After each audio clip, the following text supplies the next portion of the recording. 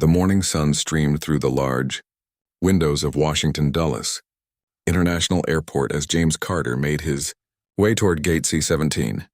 He'd spent the last week in Chicago, wrapping up a case that had taken months to solve, and he was more than ready to get back home to his apartment in D.C.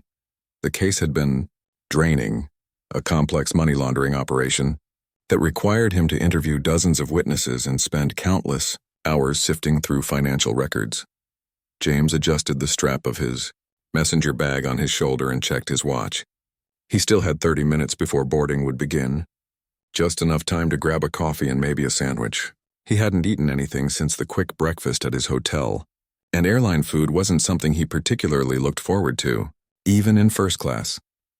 The terminal was busy with the usual Monday morning rush. Business travelers in suits typing frantically on laptops, families trying to corral excited children, and solo travelers with headphones firmly in place, creating their own bubble of privacy. James navigated through the crowd with practiced ease. After 15 years with the FBI, airports had become as familiar to him as his own neighborhood. At the coffee shop, he ordered a large black coffee and a turkey sandwich, then found a small table near the window where he could watch planes take off and land while he ate. His phone buzzed with a text from his sister asking if he'd be home in time for their mother's birthday dinner that weekend. He quickly replied with a thumbs-up emoji. This was the first family gathering he wouldn't be missing in months, and he was looking forward to it. Final boarding call for Flight 305 to Denver, announced a voice over the PA system. James checked his boarding pass, Flight 447 to Washington, D.C. They would start boarding soon. He finished his sandwich, gathered his trash, and headed back toward his gate. When he arrived, passengers were already forming lines. James took his place in the priority boarding line, ticket and ID in hand. He was dressed comfortably for the flight in dark jeans, a navy blue button-down shirt with the sleeves rolled up, and his favorite worn-in leather shoes. His FBI badge and gun were securely packed in his carry-on.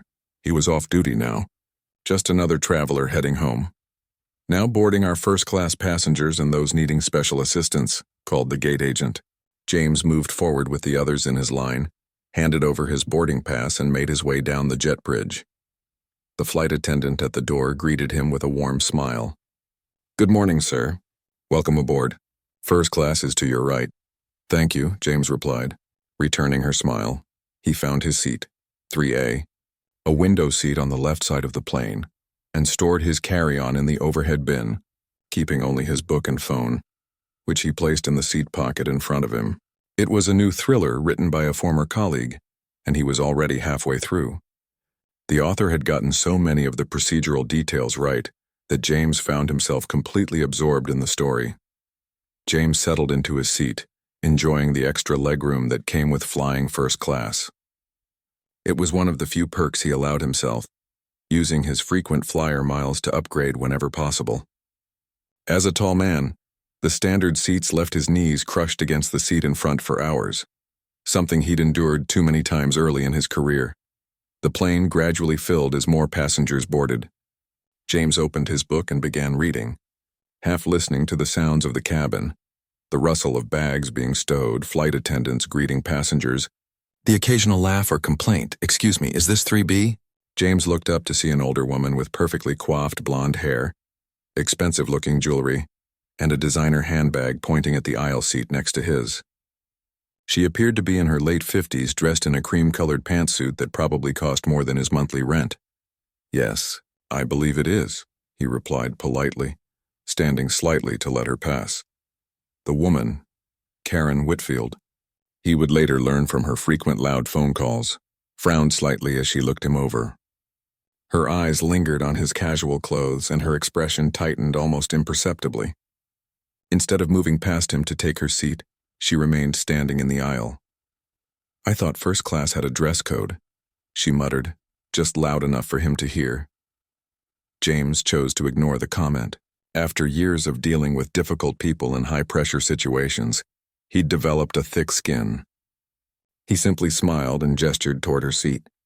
"Would you like me to help with your bag?" "No, I can manage," she replied curtly, struggling to lift her carry-on into the overhead bin. A flight attendant quickly stepped in to assist her. Karen sat down stiffly, immediately fastening her seatbelt and placing her handbag on her lap rather than under the seat in front of her. She leaned as far away from James as her seat allowed, creating a clear boundary between them. James returned to his book, though he was now aware of her frequent glances in his direction. He'd experienced this kind of behavior before, people making assumptions based solely on his appearance.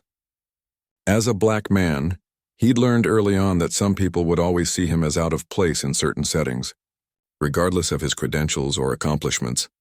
More passengers filed past as the boarding continued. The first-class cabin was small, just 8 seats in total, and it filled quickly. Across the aisle, a young couple took their seats, clearly excited about their trip. The husband helped his wife store her bag.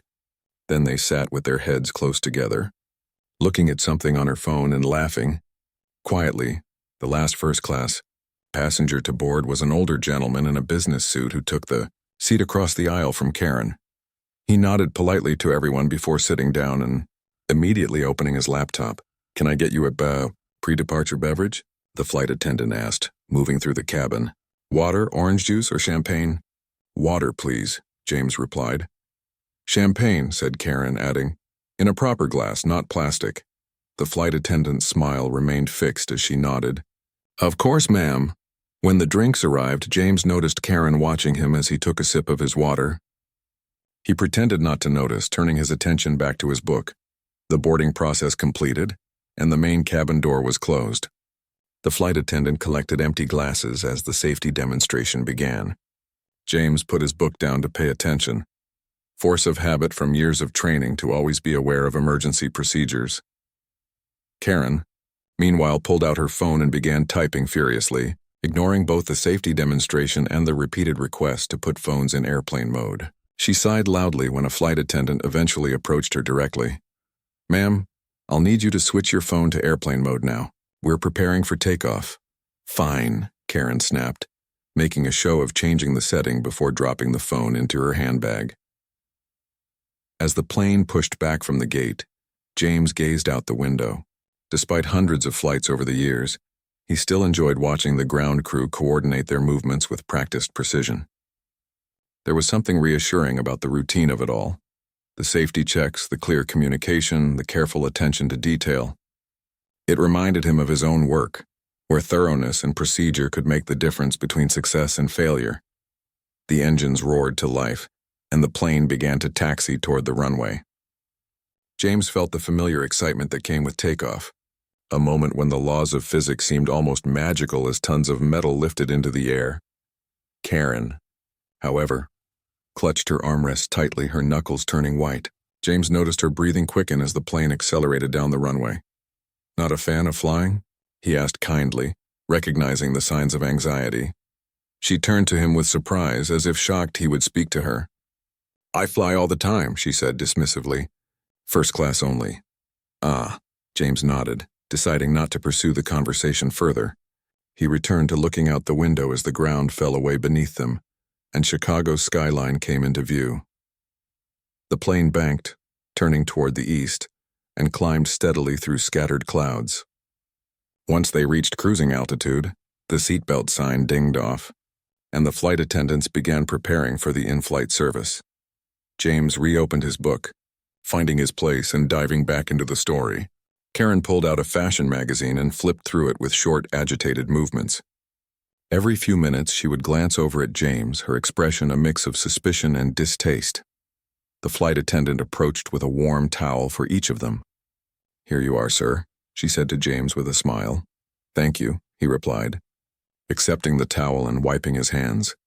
When the attendant offered a towel to Karen, she took it but immediately asked, "Will you be serving breakfast? The last flight I was on ran out of the option I wanted." "Yes, ma'am. We have an omelet or French toast this morning. We have plenty of both. I'll take the omelet. No peppers. And I'd like another champagne, of course. And for you, sir?" The attendant turned to James. "The French toast sounds great. Thank you." As the flight attendant moved on, Karen shifted in her seat, creating even more distance between herself and James. She pulled her handbag closer, resting it against her side away from him. James noticed but showed no reaction. He'd experienced this too many times to be surprised or even particularly bothered. Instead, he focused on his book and the peaceful view outside his window, looking forward to being back home in just a few hours. Little did he know that this routine flight was about to become anything but ordinary. 30 minutes into the flight, James was deeply absorbed in his book.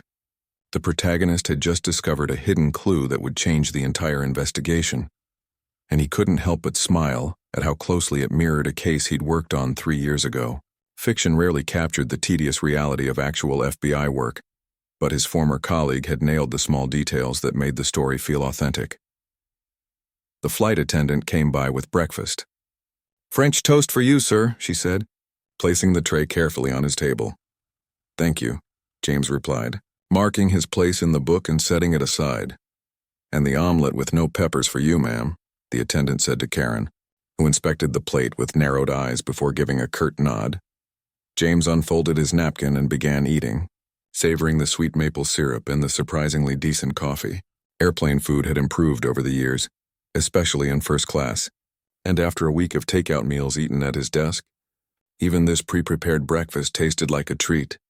Across the aisle, the young couple clinked their orange juice glasses in a quiet toast.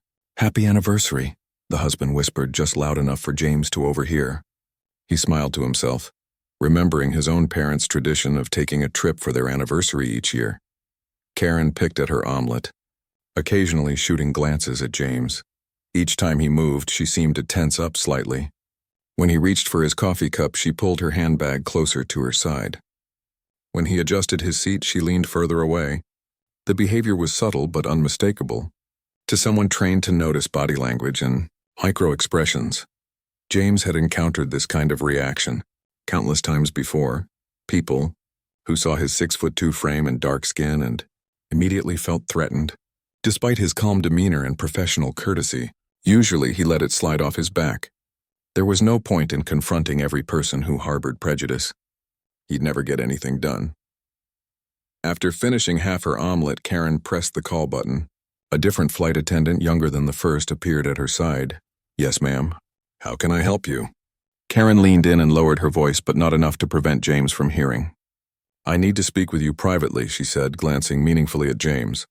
The flight attendant, whose name tag read Lisa, looked confused. "I'm sorry, ma'am, but I can't leave the cabin during service. Is there something I can help you with here?" Karen's lips tightened into a thin line. "Fine," she said sharply.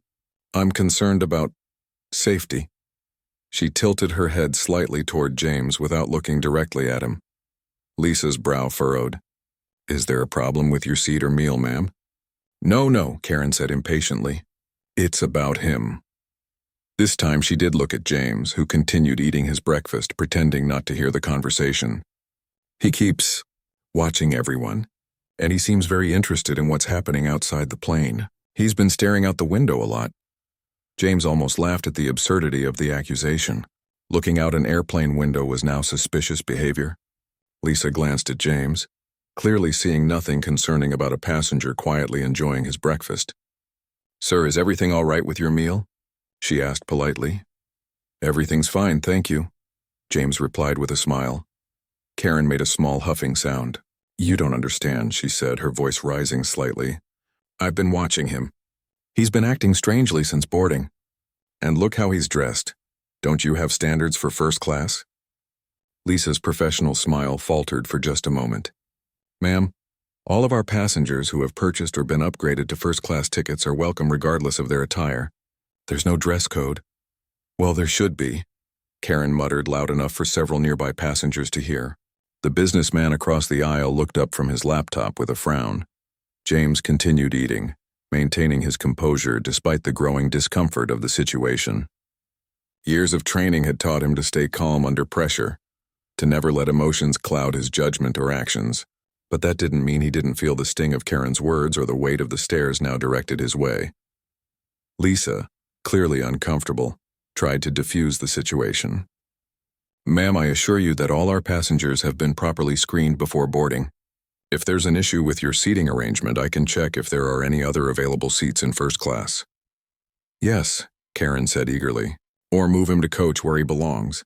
At this, James couldn't help but look up. He met Lisa's apologetic gaze with a small shrug as if to say, "It's not your fault.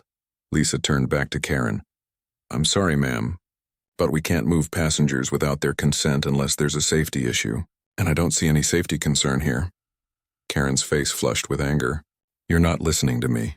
I don't feel safe sitting next to him. Isn't that enough? By now, the first-class cabin had gone quiet.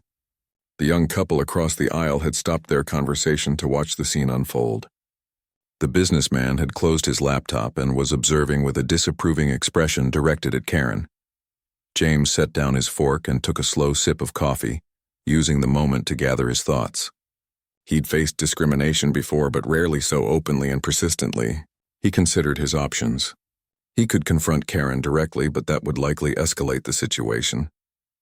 He could request to be moved himself, but that felt like conceding to her prejudice. Or he could simply continue as he was, dignified in the face of indignity. He chose the third option. Is there anything else I can help with? Lisa asked Karen, her tone cooling noticeably. Yes, Karen insisted. Get your supervisor. I want to speak to whoever's in charge of this flight. Lisa nodded stiffly. I'll get the lead flight attendant for you. She walked away, disappearing behind the curtain that separated first class from the galley. James returned to his breakfast, though his appetite had diminished. He could feel the eyes of the other passengers on him, some curious, some sympathetic. The businessman caught his eye and gave a small headshake, as if apologizing for Karen's behavior. James acknowledged the gesture with a slight nod. A minute later, Lisa returned with an older woman whose name tag identified her as Diane, lead flight attendant. Diane had the confident air of someone who had dealt with difficult passengers for decades and wasn't easily rattled. Good morning. Ma'am, Diane said to Karen. I understand you have a concern? Karen immediately launched into her complaints, her voice growing louder with each word. This man has been acting suspiciously since we boarded. He keeps watching everyone, looking out the window, and he's dressed like he doesn't belong in first class. I don't feel safe sitting next to him, and your staff won't do anything about it. Diane listened patiently, her expression neutral. When Karen finished, Diane turned to James. Sir, I apologize for the disturbance. Is everything all right with your flight so far? Everything's fine, James replied calmly. Just trying to enjoy my breakfast and my book. Diane nodded, then turned back to Karen. Ma'am, I've observed no concerning behavior from this passenger. He's been quiet and courteous throughout the flight. We cannot move passengers based on personal preferences. Her choice of words was diplomatic, but her meaning was clear. Karen's face reddened further. This isn't about personal preferences, she snapped, making air quotes with her fingers. It's about safety. Don't you care about the safety of your passengers? Of course we do, Diane replied evenly. The safety of all our passengers is our top priority. But I see no safety issue here. Then I want to speak to the captain, Karen demanded. Right now. Diane's expression remained professional, but a flicker of annoyance crossed her face. The captain is currently flying the plane, ma'am. He can't leave the cockpit to address passenger seating preferences. This is unacceptable, Karen declared, raising her voice even further. I paid good money for this ticket, and I shouldn't have to sit next to someone who makes me uncomfortable. Several passengers were now openly staring. The husband from the couple across the aisle spoke up. Ma'am, if anyone's creating discomfort on this flight, it's you. Karen whipped around to face him. Excuse me? This doesn't concern you. Actually, it does, the man continued calmly. You're disturbing everyone's flight with these baseless complaints. Karen turned back to Diane. Do you hear how I'm being treated? I want all of their names. I'll be filing a formal complaint with the airline. Diane took a deep breath. Ma'am, I need to ask you to lower your voice. If you continue to disrupt the cabin, we'll need to take further action. What kind of action? Karen challenged. Are you threatening me now? No, ma'am. I'm informing you of our policy regarding disruptive passengers. James, who had remained silent throughout this exchange, finally spoke up. It's all right, he said to Diane. I don't mind moving if there's another available seat. As much as he disliked giving in to Karen's prejudice, he disliked being the center of this spectacle even more. Sometimes the path of least resistance was the wisest choice. Diane turned to him with an apologetic expression. Sir, you shouldn't have to move. You've done nothing wrong. I know, James said with a small smile, but I'd rather finish my flight in peace. Karen looked triumphant, but before Diane could respond, a new voice joined the conversation. Is there a problem here? Everyone turned to see a man standing in the aisle. He wore a casual button-down shirt and jeans, but his stance and alert eyes marked him as different from an ordinary passenger. James recognized him immediately as an air marshal. The subtle signs were obvious to someone with his training. The situation had just escalated beyond a simple seating dispute. Diane straightened her posture. No problem, sir. Just a seating preference issue that we're resolving. The air marshal's eyes scanned the scene, quickly assessing each person involved. His gaze lingered on James for a moment, not with suspicion but with professional interest. Karen, seeing a new authority figure, immediately tried to enlist him to her cause. "This man is making me uncomfortable," she said, pointing at James. "I've asked repeatedly to have him moved, and they're refusing to help me." The air marshal looked at James again, this time with a questioning expression. James knew he had a choice to make. He could continue in his role as an ordinary passenger, or he could reveal his identity. The air marshal would understand immediately, but it would change the dynamic of the entire situation. He reached slowly toward his messenger bag. Karen gasped. "He's reaching for something," she exclaimed, her voice shrill with alarm. "Stop him!" The air marshal tensed but didn't move, watching James carefully. The other passengers froze, suddenly uncertain about what was happening. James paused, his hand halfway to his bag. "I'm just getting my credentials," he said calmly, making sure his movements were slow and deliberate. The moment had come to end this ridiculous situation once and for all. The cabin fell silent as James slowly reached into his messenger bag. The air marshal remained poised in the aisle, his body language alert but not aggressive. He hadn't moved to stop James, which told the experienced FBI agent that the marshal had likely already assessed him as a non-threat despite Karen's dramatic outburst. "He's got a weapon," Karen shrieked, pressing herself against the window and raising her hands as if to shield herself. Her face had gone pale and her eyes were wide with what appeared to be genuine fear. The businessman across the aisle rolled his eyes. "Oh, for heaven's sake," he muttered, loud enough for several people to hear. James kept his movements deliberate and calm. From his messenger bag, he withdrew a small leather wallet. With practiced ease, he flipped it open to reveal his FBI badge and identification card. "Federal Bureau of Investigation," he said quietly, holding the credentials where the air marshal could clearly see them. "Supervisory Special Agent James Carter." The air marshal's posture relaxed immediately. He stepped forward and examined the badge, then nodded respectfully. "Thank you, Agent Carter," he said, his voice professional but with a hint of understanding that passed between two law enforcement officers. "Sorry for the disturbance." Karen's mouth fell open. Her eyes darted from James to his badge, then to the air marshal, then back to James. The color that had drained from her face moments ago came rushing back, her cheeks flushing a deep crimson that spread down her neck. But, she stammered, unable to form a complete sentence. Diane, the lead flight attendant, couldn't quite hide the small smile that tugged at the corner of her mouth. "Well," she said, turning to Karen, "I believe this resolves your safety concerns, ma'am." The young couple across the aisle exchanged glances, then the wife covered her mouth to stifle a laugh. The husband didn't bother hiding his amusement, a broad grin spreading across his face. James calmly returned his badge to his bag. "I apologize for any confusion," he said to the cabin at large, his voice steady and professional. "I'm off duty and heading home after completing a case in Chicago." The air marshal nodded again. "No apology necessary, Agent Carter. Enjoy the rest of your flight." With a pointed look at Karen, he added, "I'll be seated at the back of the plane if anyone needs me." The message was clear. He wasn't concerned about James, but Karen might want to think twice before causing further disruption. As the air marshal made his way back down the aisle, conversations throughout the cabin gradually resumed. Many passengers were whispering and glancing in James's direction, but now their looks held curiosity and respect rather than suspicion. Karen remained frozen in her seat, her face a mask of mortification. She seemed unsure whether to continue her complaints, apologize, or pretend nothing had happened. After a moment, she opted for the latter, stiffly turning to stare out the window, her body angled as far away from James as possible. Diane leaned closer to James. "Can I get you anything, Agent Carter?" "Perhaps another coffee?" James is fine, he replied with a small smile. And yes, coffee would be great, thank you. As Diane went to fetch the coffee, the businessman across the aisle caught James's eye. FBI, huh? He said, his tone conversational but respectful. Must be interesting work, James nodded. It has its moments, he said, deliberately keeping his answer vague. Years in the Bureau had taught him to be careful about discussing his work with civilians, even in casual conversation. The businessman seemed to understand.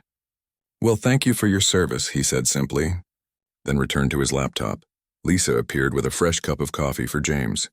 Here you go, sir, she said, her eyes bright with barely contained excitement. Cream or sugar? Black is fine, thanks, James replied. Lisa lingered for a moment. I just wanted to say my brother is in law enforcement too. State police in Virginia. It's a tough job, James acknowledged. Please thank him for his service when you speak to him next. Lisa beamed. I will. She glanced at Karen, who was still staring resolutely out the window, then leaned closer to James. And I'm really sorry about, James waved away her concern. Don't worry about it. It happens. More often than you'd think, he added silently to himself.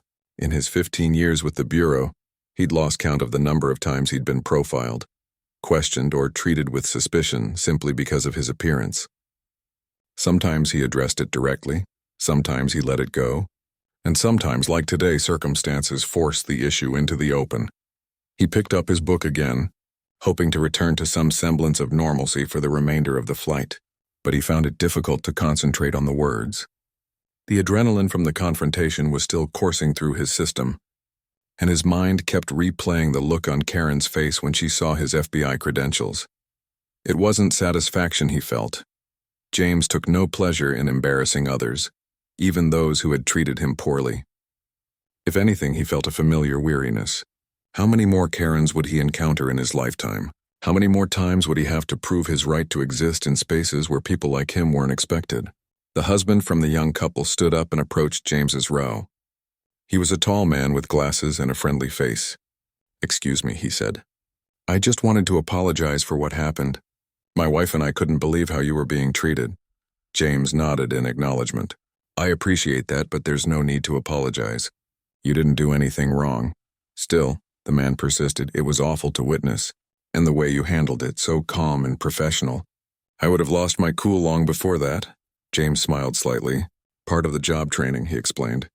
Keeping a level head in tense situations. Well, it was impressive, the man said. He hesitated, then added, Actually, I was wondering, my nephew is considering a career in law enforcement. Would you mind if I asked you a few questions about the FBI? Only if you're comfortable talking about it, of course. James considered the request. Normally, he was cautious about discussing his work with strangers, but the man seemed genuinely interested, and James had always believed in the importance of mentorship and guidance for young people considering careers in law enforcement. Sure, he said. I can answer some general questions. The man's face lit up. Great. I'll just grab my wife. She'll want to hear this too. He hurried back to his seat to speak to his wife. As James waited, he noticed Karen shifting uncomfortably in her seat. She had taken out her phone, still in airplane mode, and was scrolling through it with quick, nervous movements, clearly trying to appear busy and uninterested in the conversations happening around her. The couple returned and introduced themselves as Thomas and Grace. They perched on the empty seats across from James, eager to learn about FBI careers for their nephew. So, what's the application process like? Thomas asked. My nephew is graduating next year with a criminal justice degree. James launched into an explanation of the FBI's rigorous selection process, the various pathways into the Bureau and the qualities they looked for in candidates. As he spoke, he noticed other passengers listening in, including the businessman who had paused his work to hear James's answers. The most important qualities we look for are integrity, compassion, and the ability to work with diverse communities, James explained. Technical skills can be taught, but character is fundamental. Grace nodded thoughtfully. That makes sense. Law enforcement needs people who can connect with all kinds of communities. Exactly, James agreed. In my experience, the best agents are those who can build trust across different groups of people. Our job is to protect and serve everyone, regardless of background. As he continued talking, James noticed something surprising. Karen, while still pretending to focus on her phone, had tilted her head slightly in his direction. She was listening. The conversation with Thomas and Grace continued for nearly 20 minutes, covering everything from the FBI Academy training to the various specialized units within the Bureau. James was careful to only share information that was publicly available, but he spoke with enthusiasm about the aspects of his job that he found most rewarding, particularly the collaborative work of bringing complex cases to successful conclusions. It sounds challenging but fulfilling, Thomas said when James finished describing a typical week in his division. It is, James confirmed. There are difficult days, of course, but knowing that your work makes a real difference, there's nothing quite like it. The captain's voice came over the intercom, announcing their initial descent into Washington, D.C. Thomas and Grace thanked James for his time and returned to their seats to prepare for landing. As the plane began its descent, James gazed out the window at the familiar landscape below. The Potomac River winding through the city, the iconic monuments, the neighborhoods he knew so well. After a week away, it was good to be coming home. Lisa came through the cabin for a final check before landing. Seats in the upright position, please, she reminded everyone. Electronic devices in airplane mode and stowed for landing. Karen put away her phone and adjusted her seat. For the first time since the revelation of James's identity, she glanced directly at him. Their eyes met briefly before she quickly looked away, her expression unreadable. The plane descended through a layer of clouds, emerging into clear air above the sprawling metropolitan area. James felt the familiar sensation of his ears popping with the change in pressure. They were almost home. As the landing gear deployed with a mechanical thud, James realized that this flight, intended to be just another routine journey home, had become something more. It had become yet another reminder of the world he lived in, the assumptions people made, and the constant need to navigate those assumptions with grace and dignity. But it had also been a reminder of something else, that for every Karen in the world, there were people like Thomas and Grace, like the businessman across the aisle, like Lisa and Diane, people who judged others by their character rather than their appearance. The plane's wheels touched down on the runway with a gentle bump. They had arrived. But James knew that the most interesting part of this journey was yet to come. The plane taxied to the gate, its engines gradually winding down as it came to a complete stop. The seatbelt sign dinged off and passengers immediately reached for their phones, the cabin filling with the soft chimes of devices powering up. Ladies and gentlemen, welcome to Washington Dulles International Airport, the captain's voice announced over the intercom. Local time is 11:42 a.m., and the temperature is a pleasant 72 degrees. On behalf of our entire crew, thank you for flying with us today. As first-class passengers, James and Karen would be among the first to disembark. James remained seated in no particular hurry. He checked his phone and found 3 text messages from his partner at the Bureau, updating him on some paperwork from their recently closed case. Nothing urgent. Karen, meanwhile, was gathering her belongings with unusual haste, stuffing her magazine into her designer handbag and checking the seat pocket twice to ensure she hadn't left anything behind. Her movements were jerky and uncoordinated, a stark contrast to the composed, entitled woman who had boarded the plane in Chicago. The businessman across the aisle closed his laptop and slipped it into his briefcase. As he stood, he nodded to James. "Have a good day, Agent," he said simply. "You too," James replied with a small smile. Thomas and Grace were preparing to leave as well. "Thanks again for the information," Thomas said. "My nephew will be thrilled to hear all about it." "Happy to help," James said. "If he's serious about the Bureau, tell him to reach out to the college recruitment office. They can provide more detailed guidance." "Will do," Thomas promised, taking his wife's hand as they moved toward the exit. Karen remained seated, though she was clearly ready to leave. Her body language suggested she was waiting for James to exit first, so she wouldn't have to walk past him in the aisle. James pretended not to notice, taking his time as he placed his book back in his messenger bag and gathered his belongings. Diane appeared at the front of the cabin. "Thank you for flying with us today," she said to the first-class passengers, her eyes lingering on James with a warm smile. "We hope to see you again soon." James stood and retrieved his carry-on from the overhead bin. As he stepped into the aisle, he glanced at Karen, who was now studiously avoiding eye contact. her gaze fixed on her lap. "Have a good day," he said to her, his tone polite and professional. Karen looked up, startled. For a moment, she seemed unsure how to respond. Then, in a barely audible voice, she muttered, "You too." It wasn't an apology, not even close, but James hadn't expected one. In his experience, people like Karen rarely acknowledge their prejudices, even when confronted with clear evidence of their misjudgments. James made his way off the plane, nodding to the flight crew as he passed. In the jet bridge, he could hear Karen's heels clicking on the floor behind him, maintaining a careful distance. As he emerged into the terminal, James was surprised to see a man in a suit waiting just beyond the gate area. The man spotted James and stepped forward, hand extended. "Agent Carter," he said. "Gary Wilson, Assistant Director." James shook his hand, momentarily confused. Wilson was indeed the Assistant Director of the Washington Field Office, but they had never met in person before. "Sir," he acknowledged. "I wasn't expecting a welcoming committee." Wilson smiled, a quick upward tick of his mouth that didn't quite reach his eyes. "Walk with me," he said, gesturing toward the main concourse. As they began walking, James noticed Karen emerging from the jet bridge. She stopped short when she saw James talking with Wilson, her eyes widening as she took in the assistant director's formal attire and authoritative bearing.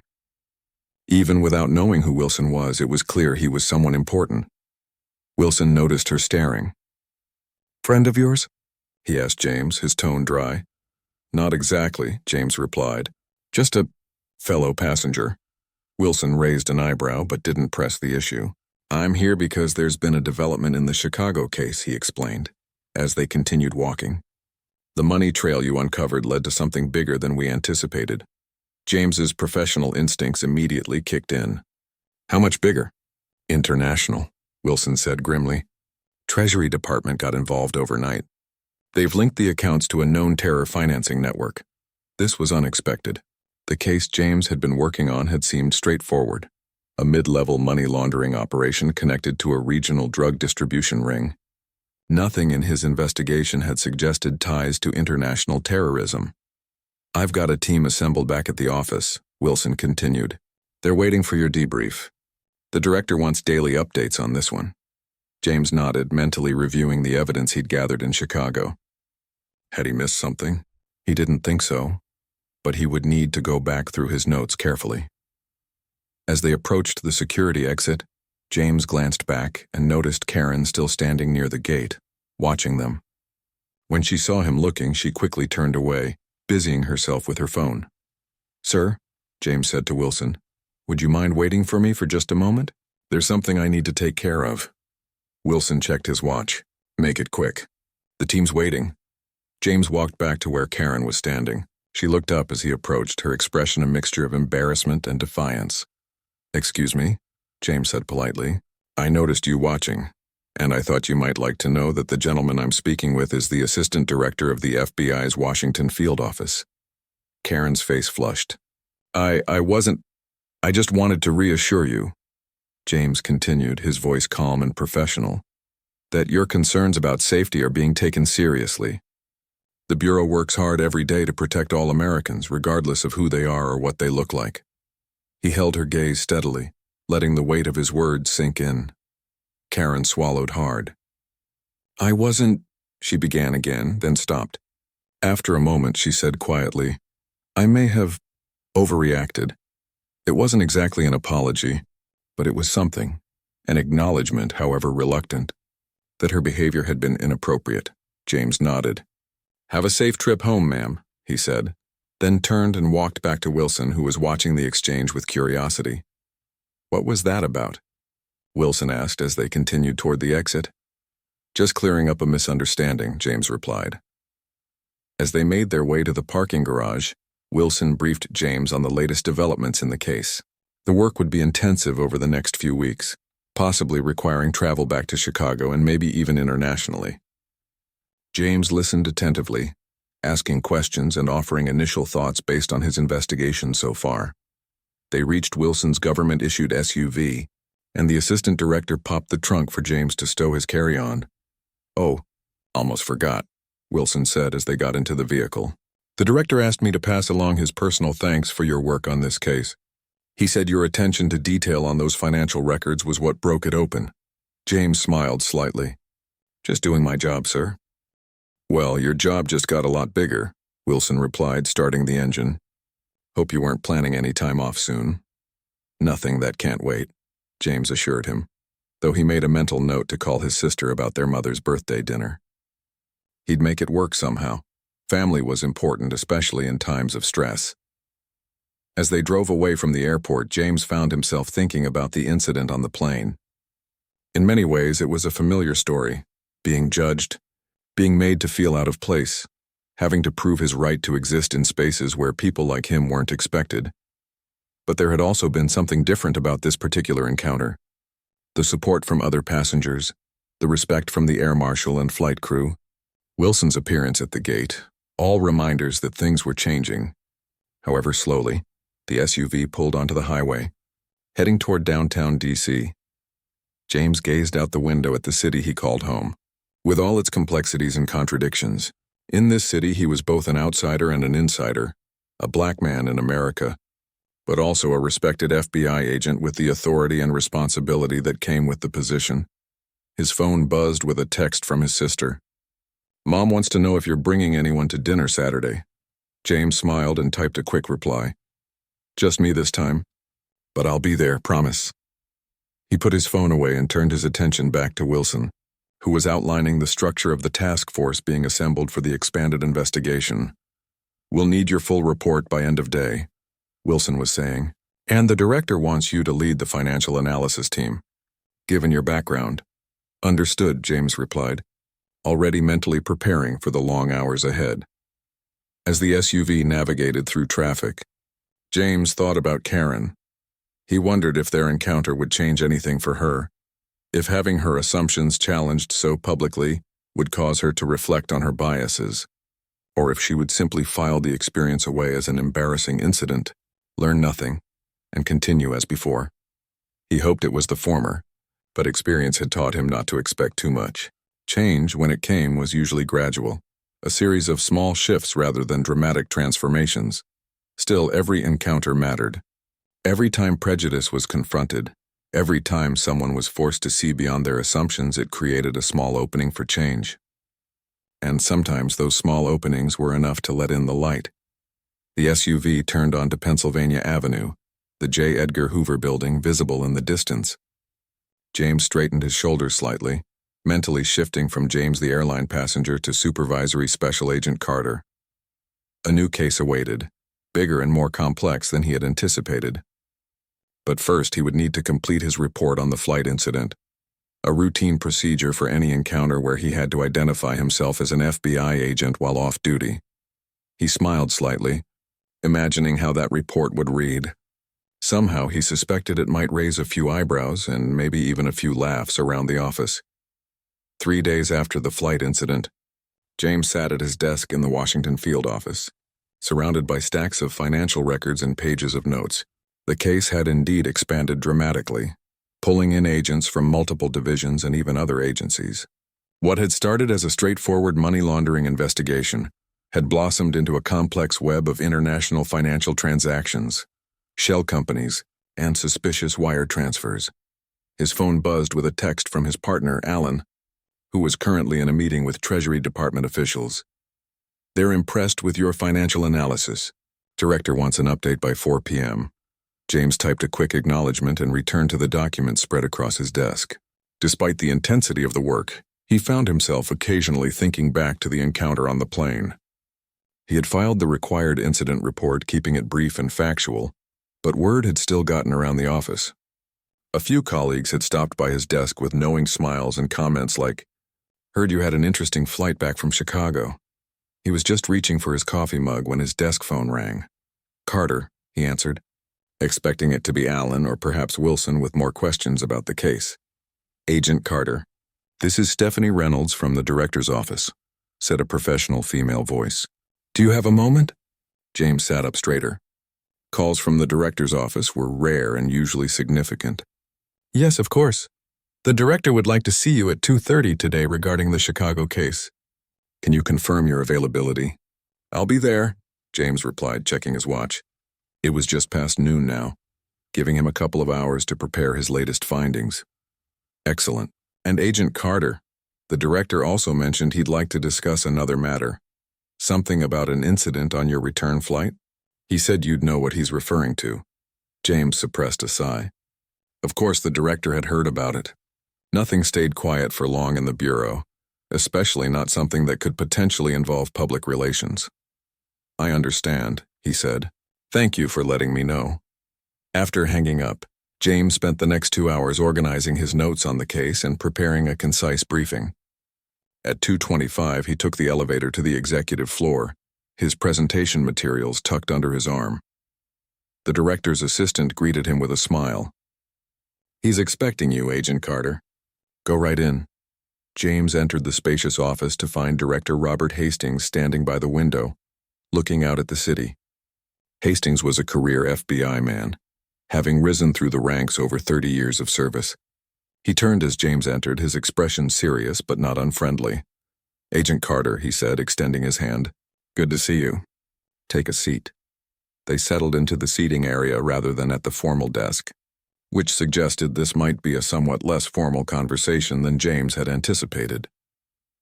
I've been reading your preliminary reports on the Chicago case, Hastings began. Excellent work identifying those shell companies. Treasury thinks this could be one of the most significant terror financing operations we've uncovered in years.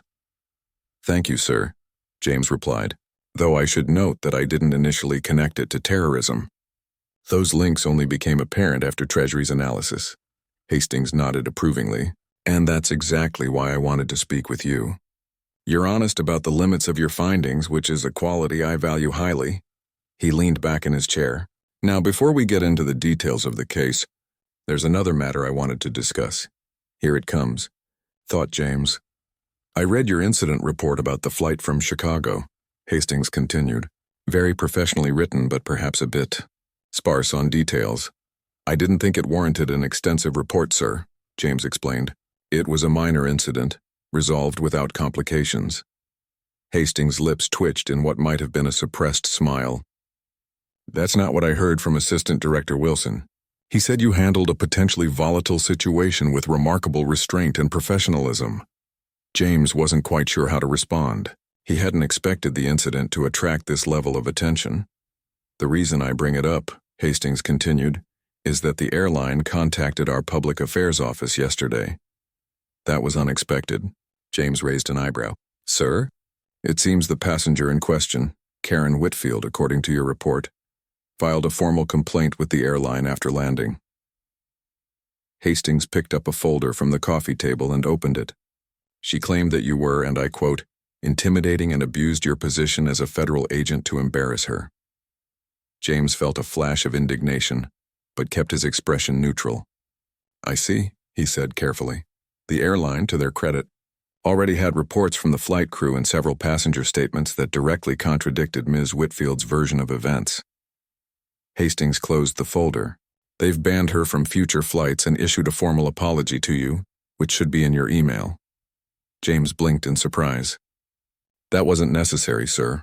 Perhaps not, but it was the right thing to do, Hastings replied.